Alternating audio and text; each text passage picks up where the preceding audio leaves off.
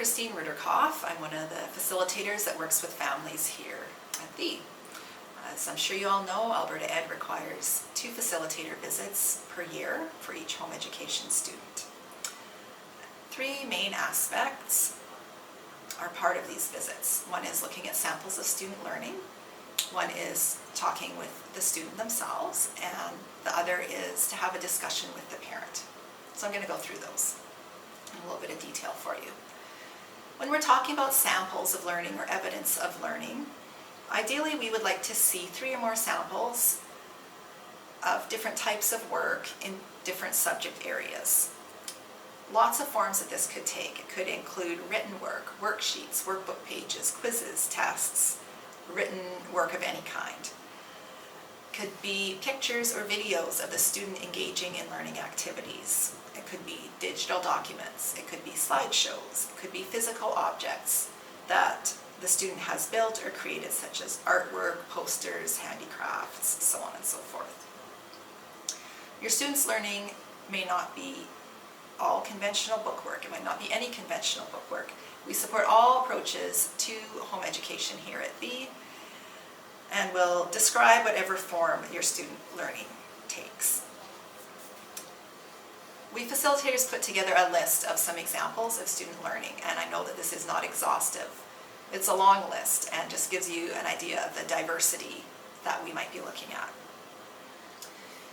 Examples of student learning might include books that they've been reading or listening to being read by their parents, audiobook and podcast listening, video and movie viewing, math skills development, hands-on projects such as arts and craft, Lego, baking, cooking, carpentry, mechanics, sewing, and so on, physical fitness or sports activities, martial arts, dance classes and performances, musical instrument, voice, and theater classes and performances, music history, music appreciation, music theory, art appreciation, art history, technical skills such as keyboarding, social media, photography, video design and production, and computer programming, video games and board games, writing projects, journal writing, spelling, vocabulary, and grammar lessons, public speeches or presentations, oral recitations,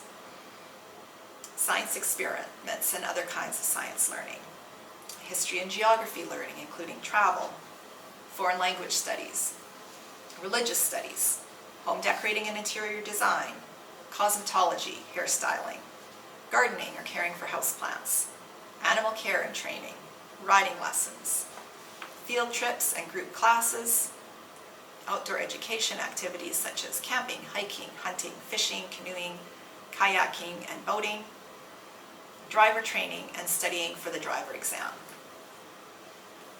It's a long list, and I'm sure that we have not covered all the possibilities that there may be. The chat with the student is a key part of our visit.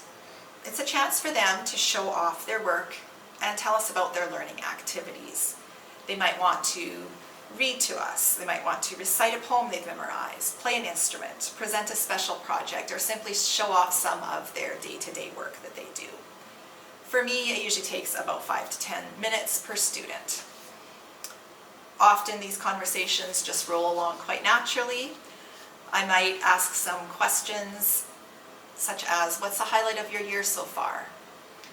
What's your favorite part of learning at home? What are you good at? What would you like to improve?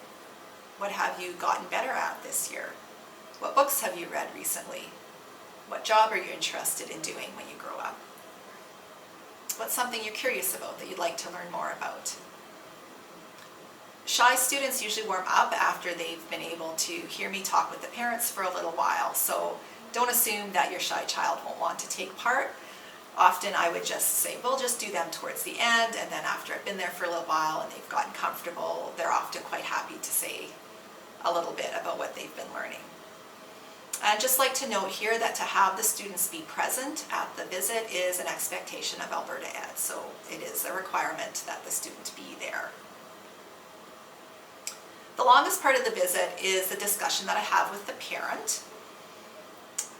We discuss the record of the students' learning activities. So we go through and we list the resources that you're using, subject by subject, and what progress has been made.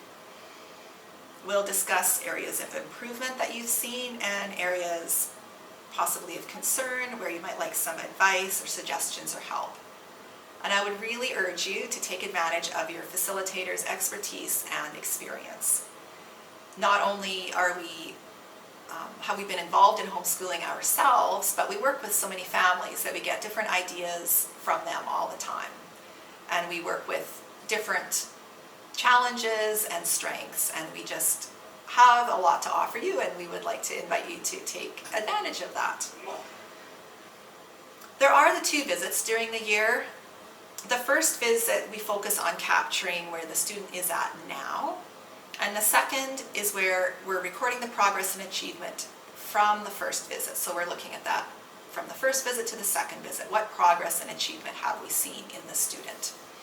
Other than that, the 2 visits are very similar. When we facilitators come to meet with you, we are describing the learning that the student is showing, as communicated to us by you, the parent-teacher, and by the student themselves.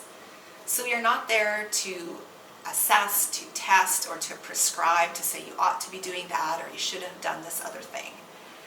You, the parent-teacher, are the teacher. You make the decisions, not us. We come to the meetings to encourage you, to support you and assist you, to record what you've been doing, and to help you to teach your child as to the fullest of their potential in the way that you see fit. Part of the report is to write a summary comment about the student's progress, and this reflects what you have shared with us. If you have any questions before the visit, please feel comfortable to contact your facilitator and ask for some explanation or some more details about what it might look like with that particular facilitator, because not everyone is going to do it exactly the same. The form is the same, but each facilitator will have their own personal touches to the visit.